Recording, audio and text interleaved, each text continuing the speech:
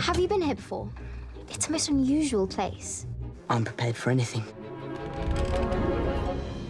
It's like a zoo in a house. It's what I would like a house to be if I had loads of animals.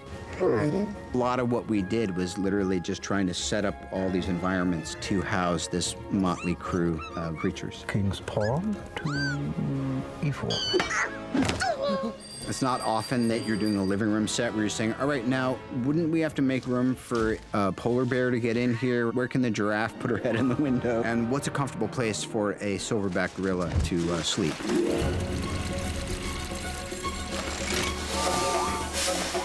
Smells lovely, Doc. As you'll see in the film, the animal feeder itself sat in the middle of the room.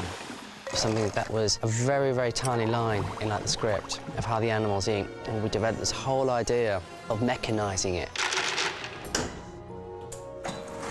And on cue, as you would see, we start to get some steam. And if you look up, you start to see things starting to rotate, and you watch as vegetables, nuts and Brussels sprouts fall into this area. That then comes down into this area here, where you can see we get some feed. We wanted to also add other instruments. Then it was talked that maybe there could be a machine that makes tea. We embraced that there was animals within the environment here. So the idea was there was an animal in here rotating this round. There's a spoon that picks up the tea leaves, brings it over to the cup, and that triggers everything else. And pours a cup of tea.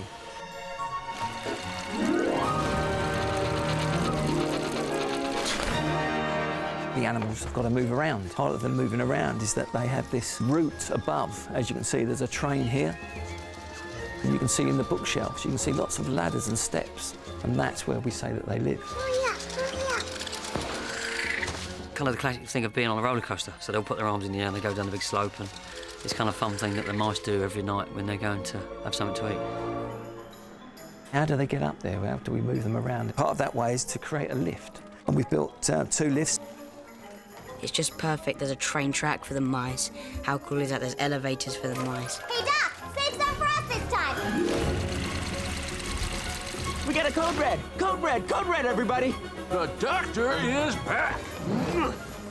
The operating theatre was slightly different from the rest of the set in that it was a completely unused space. It had been left to sort of go fallow, with plants growing into the windows, and it needed to be seen in such a way that they could just whip off all the covers from the machinery and perform an operation there and then.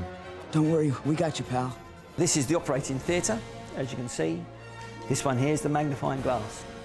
Chi-Chi would be looking through over onto this operating theatre. In every operating theatre, you need an anaesthesia machine. This was operated by Jip. Haven't done this in a while. Jip's paws would go on these 2 levers, and as they moved them up and down, that would start these 2 cylinders moving up and down. Dolittle's operating theatre. When you wake up, everything will be fine. Everything's slightly accentuated and everything's slightly strange, and it was just to try and get the feel of this busy, animal-centric, mad scientist world.